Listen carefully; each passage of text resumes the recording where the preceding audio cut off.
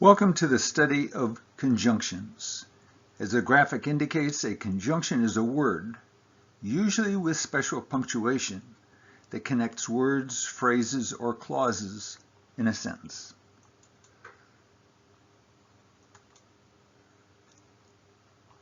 Conjunctions are important because they allow us to create special sentences called compound sentences and complex sentences. I like to think of a conjunction as a link in a chain connecting various parts of sentences.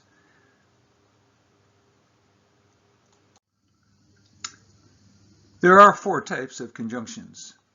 Coordinating conjunction connects ideas that have equal status or equal value. A subordinating conjunction connects ideas that are unequal, that some ideas are more important than others. Correlative, those are special conjunctions that work in pairs within sentences to coordinate ideas. Last is conjunctive adverbs. They're ignored by many teachers of English, but they're still very important. Interestingly, we'll find out that conjunctive adverbs very often can replace coordinating conjunctions, and back and forth. Depends on the situation. We'll examine each in turn. Let's look first at coordinating conjunctions. As the graphic indicates, a coordinating conjunction joins sentence elements that have equal importance. For example, two equal sentences might be joined to make one sentence. There are 7 coordinating conjunctions. Most people know them by heart: and, but, or, for, nor, so, and yet. Also, coordinating conjunctions not only join ideas, but they help us create a special sentence called a compound sentence. We'll see some examples of that. Here's a sentence to consider. Juan went to the ball game, but Miguel stayed home. These are 2 sentences by themselves, and they are of equal importance. Juan went to the ball game is a perfectly good sentence. Miguel stayed home is another perfectly good sentence. Now, maybe the writer wants to express an idea that Juan and Miguel are somehow related. Maybe they're brothers or they're cousins or something like that. But in one sentence, a compound sentence, both ideas are expressed. Here are some more examples of coordinating conjunctions. Father intends to repair his boat so that he can go fishing. The 2 ideas, of course, repairing the boat and going fishing. They are of equal value. So is the coordinating conjunction. Sometimes it depends on the sentence. We can put in punctuation or not. Here, a comma is optional, in my opinion. She did not share test answers, for it would have been the wrong thing to do. 2 ideas, each of which is important, and they're joined with the coordinating conjunction for. I really need to go shopping, but I am too sick to drive. Again, 2 ideas, going shopping, too sick to drive. They're connected with but. I slept for 8 hours, yet I am still tired. 2 important ideas of equal value. Sleeping for 8 hours, still tired. Let's look now at subordinating conjunctions. As the graphic indicates, a subordinating conjunction connects clauses of unequal importance. One idea, in a sense, is somewhat more important than the other. One clause, and a clause, by the way, is the same thing as a sentence if it has a subject and a verb and can stand alone. And it is called the independent clause.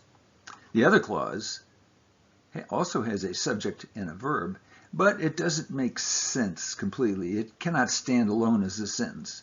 Therefore, it's called the dependent clause. So we have independent clause, can stand alone. Dependent clause, cannot stand alone.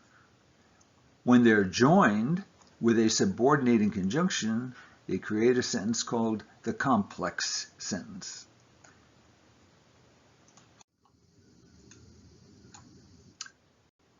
Let's look more at subordinating conjunctions. Some are very common. although, because, before, since, unless, whenever, while. There are many others, and you will find them in all good English books. Here's an example. Although Maria is a good swimmer, she did not make the team. There are two ideas here. The fact that she did not make the team, that's the primary idea. And then the subordinate idea is, although she is a good swimmer. That's just giving us some additional information. She did not make the team is the independent clause. Although Maria is a good swimmer is the dependent clause. Miguel is a good basketball player because he is tall. Two ideas. Good basketball player and because he is tall.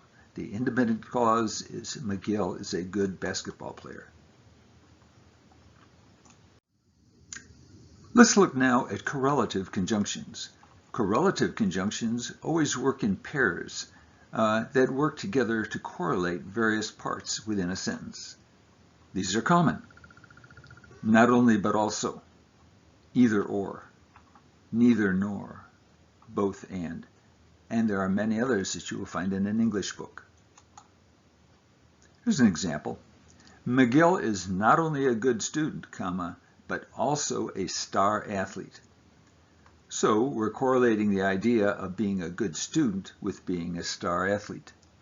Notice that we're not worried about independent or dependent clauses here, but also a star athlete is not a clause, it's just a group of words. The last category is called conjunctive adverbs. They are interesting because they are always preceded by a semicolon. Often they can be used instead of a coordinating conjunction. That is, you as a writer can use one or the other. You can use a coordinating conjunction or a conjunctive adverb with the same effect. The emphasis is slightly different, the meaning is very slightly different, but it's up to you as the writer to select the right one. Here's an example. We hoped to finish the project today, semicolon. However, we just ran out of time. However is a conjunctive adverb. Juan has leadership skills, semicolon. Consequently, he was selected team captain. Now, I mentioned that conjunctive adverbs are interchangeable with coordinating conjunctions. Now, let's see if that's the case. Could we also, in this first case, say, we hope to finish the project today, but we just ran out of time? Yeah, sure, that's okay. Or in this case, Juan has leadership skills, and he was selected as team captain. That would be all right also. The meaning is slightly different when you use a conjunctive adverb or a coordinating conjunction, but both are grammatically correct. These are common.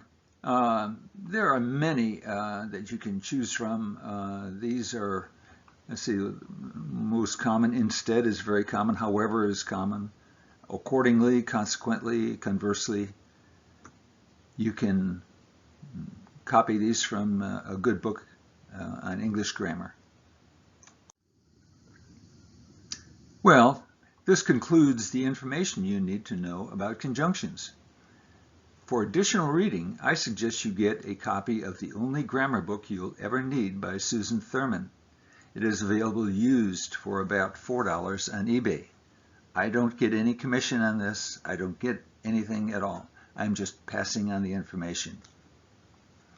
Okay, well, I hope to see you next time.